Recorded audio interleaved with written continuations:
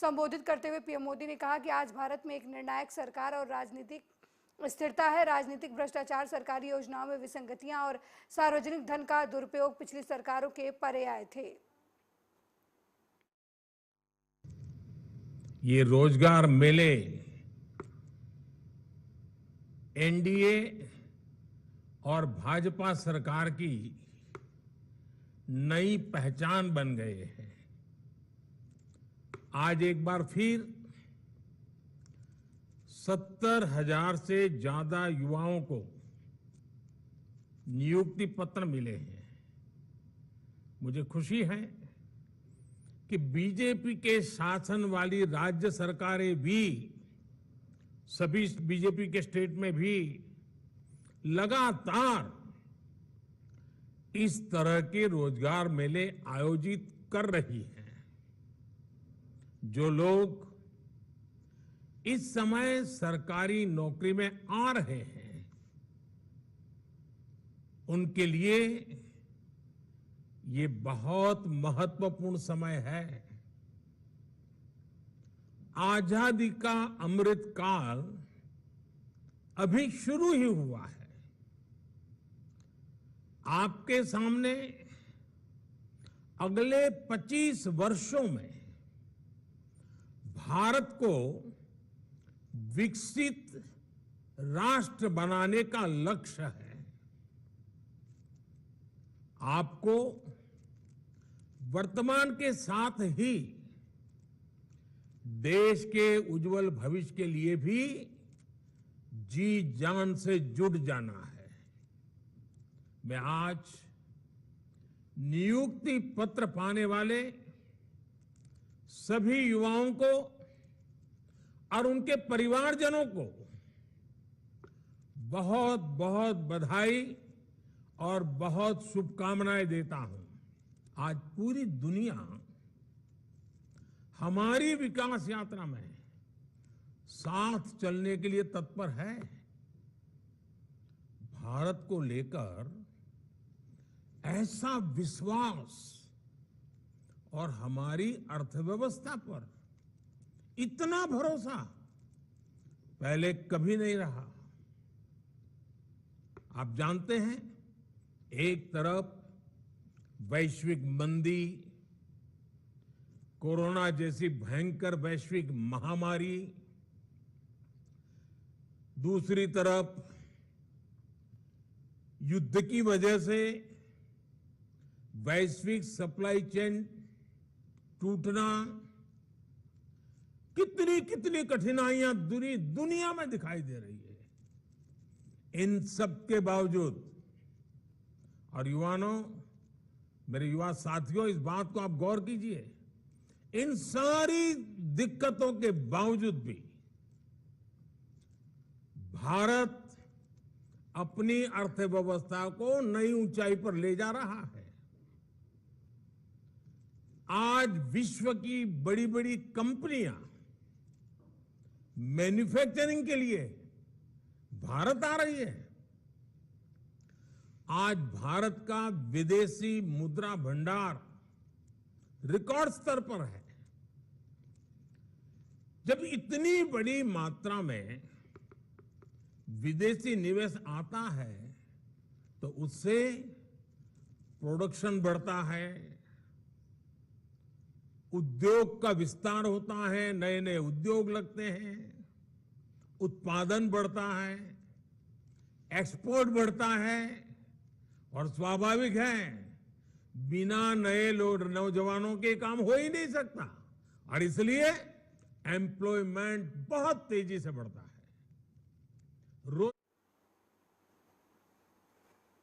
मध्य प्रदेश के दूसरे सबसे बड़े सरकारी दफ्तर सतपुड़ा भवन में सोमवार को लगी आग से करीब 25 करोड़ का फर्नीचर और 12,000 से ज्यादा अहम फाइलें स्वाहा हो गई। मतलब राज्य निदेशालय के लगभग 80% दस्तावेज खाक हो गए। आग लगने के समय भवन के अंदर 1,000 से ज्यादा लोग थे, लेकिन उन्होंने समय रहते बाहर निकलकर अपनी जान बचा ली। गनीमत रही कि इस घटना में कोई हताहत नहीं हुआ। ये दूसरी बार है जब इस भवन में आग लगी है। इससे पहले भी साल 2018 में विधानसभा चुनाव के ठीक बाद और साल 2012 में चुनाव के पहले इस भवन की तीसरी मंजिल धधक उठी थी। अब फिर चुनाव से 4 महीने पहले आग लगी है। विपक्षी दल कांग्रेस ने इसे साजिश करार दिया है, जबकि सूबे के सत्तारूढ़ दल बीजेपी ने कहा है कि इस कार्यालय में कोई संवेदनशील दस्तावेज नहीं थे। जाना, नष्ट हो जाना, ऐसा नहीं। कई स्थान पर हार्ड डिस्क में, पेन ड्राइव में, चिपों के अंदर फाइलें रहती है। मेहनत लगेगी पर सभी क्रिएट हो जाएंगी। जो है उसकी उच्च स्तरीय जांच की जा रही है और 3 दिन के अंदर इस उच्च स्तरीय जांच की रिपोर्ट आ जाएगी। यहाँ पर जो दस्तावेज की बात है वो सारे के सारे रिक्रिएट हो जाएंगे। यहाँ से लेके केंद्र तक, क्योंकि केंद्र प्रवर्तित योजनाएं भी रहती हैं, उन केंद्र प्रवर्तित योजनाओं दिल्ली तक इसका डाटा रहता है। कांग्रेस आरोप लगा रही है। देखो मित्रों, कांग्रेस की आप चर्चा कर रहे हैं, ये कांग्रेस जो है ना वह सहायता में तो कहीं मिली नहीं होगी, इसमें भी अवसर तो ये एक और भ्रष्टाचार का उदाहरण है। ये क्या आग लगी या आग लगाई गई? प्रश्न ये है किस तरह 12,000 फाइल, अभी तक तो बोला है कि 12,000 फाइलें जली है, पता नहीं कितने हजारों फाइल जली है। उसका क्या लक्ष्य था, क्या उद्देश्य था? ये एक बहुत बड़ा भ्रष्टाचार का मामला है और इसमें पूरी जांच होनी चाहिए, स्वतंत्र एजेंसी से जांच होनी चाहिए। सर, आपको इसमें प्रधानमंत्री को एक बार होना पड़ा, बाहर से सेना बुलानी पड़ी, तो इनकी तैयारियों पे कई बार उसके पहले भी लग चुकी थी, बार बार लगती है। इनकी तो किसी चीज की तैयारी नहीं है, केवल तैयारी इनके पैसे बनाने में। प्रदेश और देश के सामने कहा कि ये सरकार घोटालों की सरकार है। घोटाला और पर्याय, सरकार एक दूसरे के पर्याय है। मध्य प्रदेश सरकार और घोटाला एक दूसरे के पर्याय है। आप देखो कि इन्होंने सीएस घोटाला किया, इन्होंने अभी जो महाकाल लोक बना है उसका घोटाला किया, इन्होंने व्यापम घोटाला किया, इन्होंने कृषि मंत्रालय में घोटाला किया, इन्होंने स्वास्थ्य मंत्रालय में घोटाला किया। ऐसे सैकड़ों घोटालों की लिस्ट है। तो ये सरकार घोटालों के पर्याय, जैसे ही प्रियंका जी ने कहा ये 50% कमीशन लेने वाली सरकार ने उसके एविडेंस को जला दिया। सतपुड़ा भवन में पहली बार आग नहीं लगी, इससे पहले 2018 में सितंबर में लगी थी, तब सरकार जाने वाली थी और हमारी सरकार बनी थी। उसके पहले भी इन्होंने आग लगाई थी। अब जितने एग्जैक्ट पोल है वो आ रहे हैं और ये कह रहे हैं कि कांग्रेस की सरकार बनने वाली है, फिर आग लगा दी। ये आग 50% कमीशन के एविडेंस को मिटाने की आग, ये भी एक घोटाला है। हमारी सरकार आएगी तो इसकी जांच करेगी, न्यायिक जांच।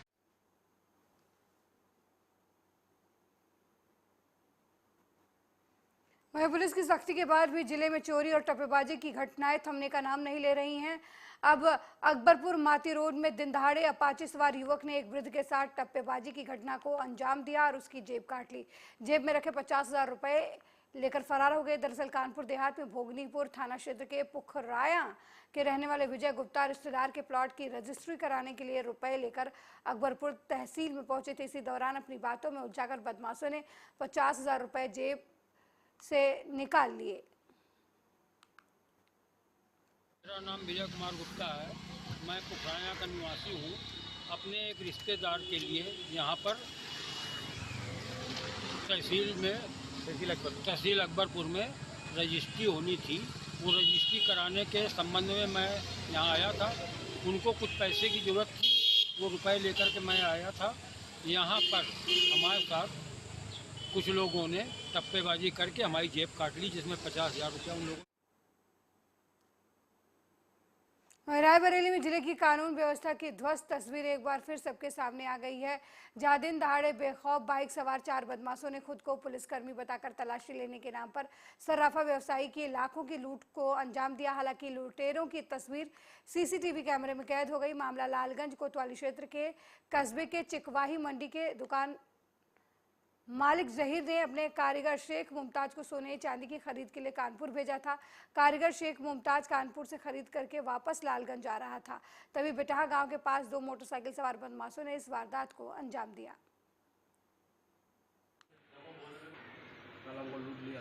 किसने? 2-4 आदमी आया था, बाइक रोका, सामान चेक कर रहा था, लेकर चला गया, पता भी नहीं चला। कितने बजे घटना है?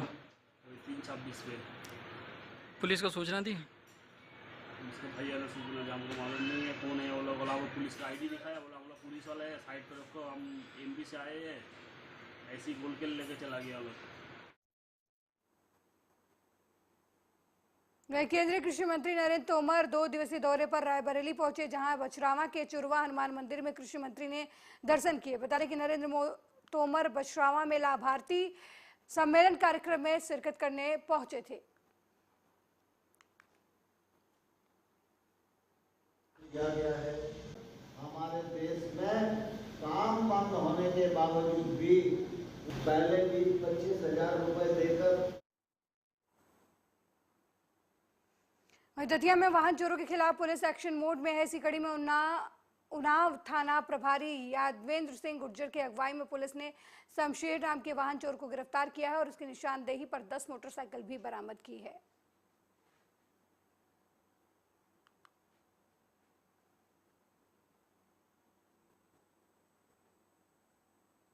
मध्य प्रदेश के दतिया में एक व्यक्ति की मौत को लेकर हंगामा जारी है। बता दें कि हाल ही में बल्लू कुशवाहा नाम के व्यक्ति की संदिग्ध मौत के मामले में उसकी नाबालिग बेटी और कुशवाहा समाज के लोगों के साथ ही कांग्रेस पिछड़ा वर्ग के नेता ने पुलिस अधीक्षक से न्याय की गुहार लगाई। बल्लू कुशवाहा की बेटी कुमारी अर्पिता का आरोप है कि उसके पिता को आरोपी पर्वत कुशवाहा अपने साथियों के साथ 3 जून को घर से लेकर गया था। उसके बाद से बल्लू का कुछ पता नहीं चल रहा है। जब उन्हें ढूंढने की कोशिश की गई तो पता चला कि उनकी लाश स्कूल के पास झाड़ियों में पड़ी हुई है। आरोप है कि मृतक के पास मेन हाईवे पर कुछ जमीन थी जिस पर इन रसूखदार लोगों की नजर थी और इसी जमीन के हथियाने के लिए हत्या की साजिश रची गई। बहरहाल एसपी ने पीड़ित पक्ष की तहरीर के आधार पर जांच शुरू कर दी है। पोस्टमार्टम रिपोर्ट आने के बाद आगे की कार्रवाई की जाएगी।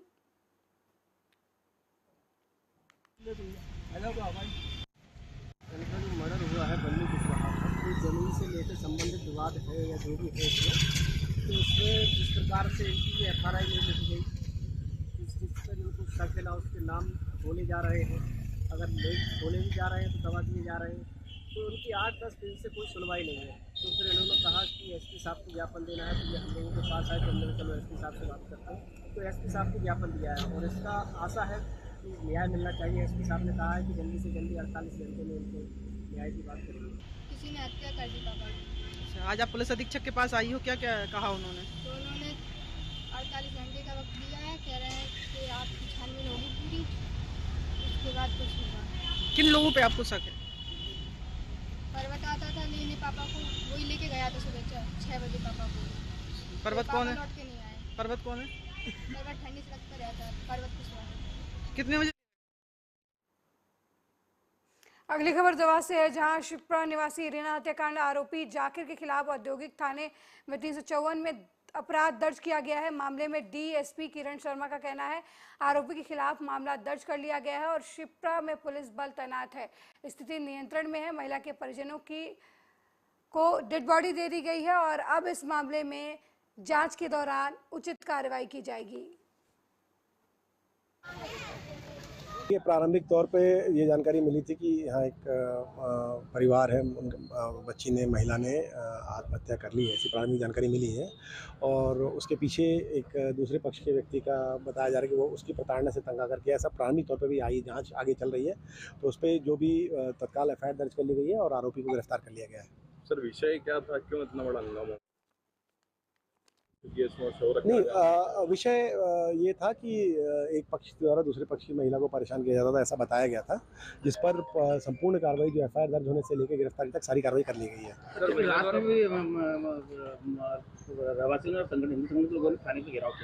नहीं, घेराव नहीं था, वो एक्चुअली अपनी बात रखने आए थे, उन्होंने अपनी बात रखी थी और उनकी बात सुनकर जो नियमानुसार कार्रवाई थी कर दी गई थी। ये प्रारंभिक तौर पे ये जानकारी मिली थी कि यहाँ एक परिवार। वहीं सरकार किसानों को बढ़ावा देने के लिए तरह तरह की योजना संचालित कर रही है, लेकिन सरकार की किसान हितैषी मंशा पर कमीशनखोरी और बिचौलियों की सक्रियता हावी पड़ती नजर आ रही है। कटनी जिले में बिचौलियों की सक्रियता कहीं न कहीं किसानों के अधिकारों पर खलल डालने में कोई कोर कसर नहीं छोड़ रही। हाल ही में मध्य प्रदेश सरकार ने समर्थन मूल्य पर किसानों से अनाज खरीदा था। इसके भुगतान के लिए किसानों को लंबा इंतजार करना पड़ रहा है। मामला बड़वारा शासकीय मर्यादित बैंक का है, जहां पर किसानों को अनाज बेचने के बाद अपना ही पैसा लेने के लिए महीनों का इंतजार करना पड़ रहा है। किसानों ने बताया कि समर्थन मूल्य पर गेहूं, चना की फसल बेचती थी, जिसका भुगतान अब तक नहीं किया रहा है। 28 मई से बोल रहा हूँ। 28 मई से मैं 1 लाख रुपये निकाल पाया। अच्छा, कितना लेना है पैसा आपके यहाँ? अब तो ज़्यादा नहीं है, 30 ही है, 32,000 है। अच्छा, काहे का पैसा है ये? गेहूँ का। कब बेचा था आपने? अरे हम 28 मई से बोल रहा हूँ। 28 मई से मैं 1 लाख रुपये निकाल। इस बैंक में पैसा के लिए हम लोग इतना किसान वर्ग इतना मर रहे हैं कि जैसे कोई किसी से कर्ज लिया हो। यहाँ सीधे बोल देते हैं आज नहीं कल आना, कल नहीं परसों के दिन आना, और परसों नहीं नरसों आना। बताइए हम किसान लोग कहाँ से पैसा पाएंगे? है हमको खेती करना है, बीज लेना है, खाद लेना है, आगे की प्रोसेस है, कहाँ से कर पाएंगे बताइए? यहाँ मिल तो रहा है पैसा, रोज मिलता है, वही व्यापारी वर्ग को दे देते हैं, किसानों को आजकल करके हटा देते हैं। जितना पैसा चाहिए 1000, 2000, 5000 रुपए दे देते हैं। इसके बाद बोल देते हैं कि वो अगले दिन आएगा, अभी पैसा नहीं है, कैश ही नहीं है, ऊपर से गवर्नमेंट पैसे नहीं दे रही है। ये समस्या है। व्यापारी कौन है यहाँ पे? जो यहाँ पे तो व्यापारियों को नहीं दिया जाता है, जो बिचौलिया हैं क्या? हाँ, सब वही है व्यापारी जो किसानों के ले के मतलब गल्ला को बेच के और यहीं से उन्हीं से पैसा।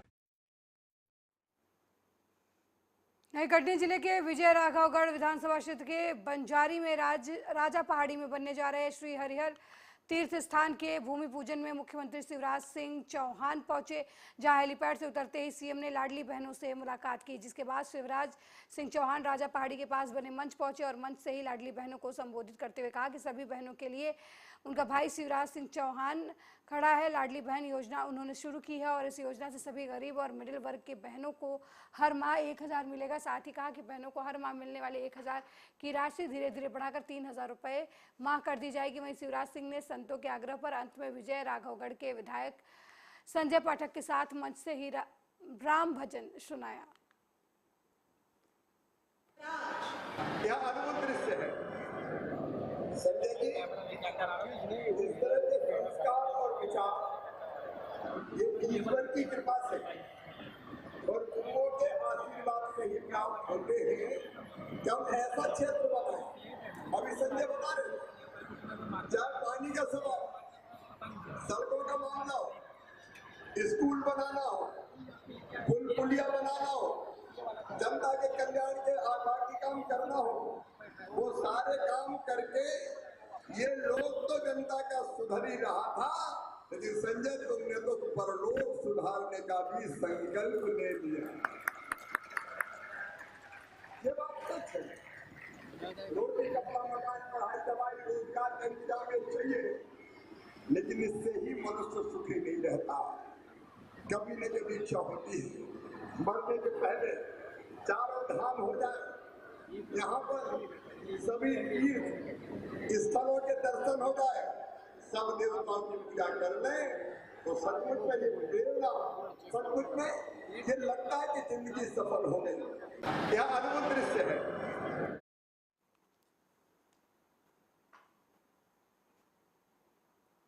भारतीय जनता पार्टी के राष्ट्रीय महासचिव तरुण चुग शिवपुरी पहुंचे, जहां उन्होंने व्यापारी सम्मेलन को संबोधित करते हुए राष्ट्रीय महासचिव ने कहा कि हमें गर्व है कि प्रधानमंत्री नरेंद्र मोदी की सरकार ने पिछले 9 साल में गरीब कल्याण के लिए अनेक लाभकारी योजनाएं चलाई।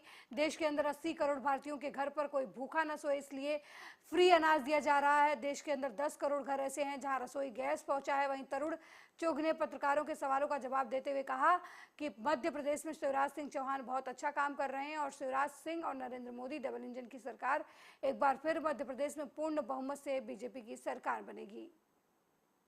पूरे देश के अंदर और पूरे विश्व के अंदर पेट्रोल डीजल के दाम बढ़े हैं। आप आज पाकिस्तान का रेट पता करिए, इंडोनेशिया का रेट पता करिए। हिंदुस्तान की पड़ोसी राज्यों की बात कर रहे हैं सर। तेल यहाँ पैदा होता है, हिंदुस्तान की तुलना तेल यहाँ पैदा होता है, सारा तेल वहीं से आ रहा है ना। तो मध्य प्रदेश में 110 रुपए और यहाँ पर 96 रुपए। घोषणाएं की ना, जब समय पे आए थे तो दिया नहीं, जब सरकार में तो क्या किया? आज वो उन्होंने कुछ योजनाओं को बंद किया। और कमलनाथ जी तो आप मैं आज आया हूँ, चलो आपने याद करा दिया। मैं उनसे पूछना चाहता हूँ कि दिल्ली के अंदर पर्चा रजिस्टर्ड हुआ है जगदीश टाइटल पर, अब उनका नाम है कि गुरुद्वारा जब जल रहा था तो उस गुरुद्वारा जलाने के लिए वो भीड़ का नेतृत्व कर रहे थे। उन्होंने कहा कि किस FIR में बताते हैं FIR कोर्ट के अंदर खड़े होकर आप जैसे एक फोटोग्राफर पत्रकार ने खुद अपना बयान दर्ज कराया है पूरे देश के।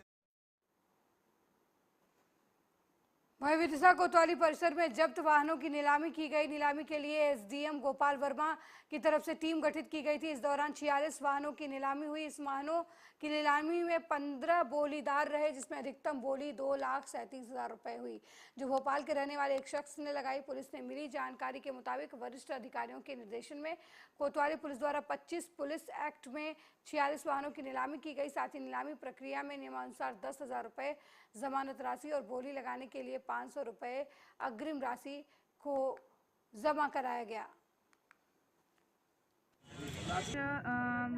पुलिस एक्ट के अंतर्गत 46 जब्तशुदा वाहनों की नीलामी की गई, जिसके अंतर्गत लगभग 15 बोलीदारों ने भाग लिया।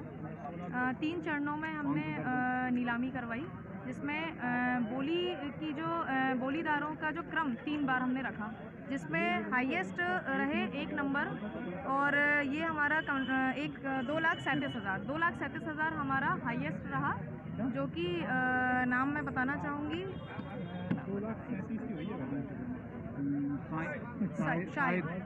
शाहिद हजूर अहमद जी द्वारा Bhopal.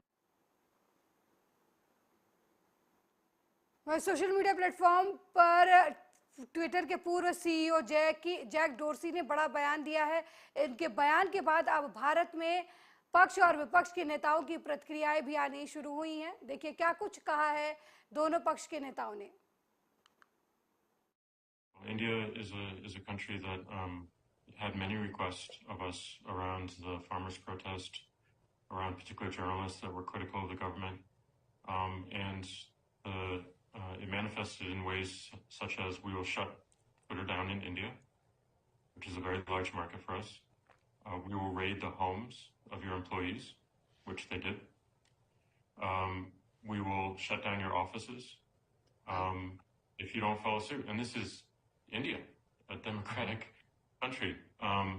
Turkey, for example, India is a country that had many requests of us around the farmers' protest. Bharat में प्रतिबंधित BBC डॉक्यूमेंट्री को अमेरिका में मोदी की यात्रा से 2 दिन पहले दिखाया जाएगा। 2 मानवाधिकार संगठनों ने 2 हिस्सों वाले इस डॉक्यूमेंट्री की स्क्रीनिंग का जिम्मा उठाया है।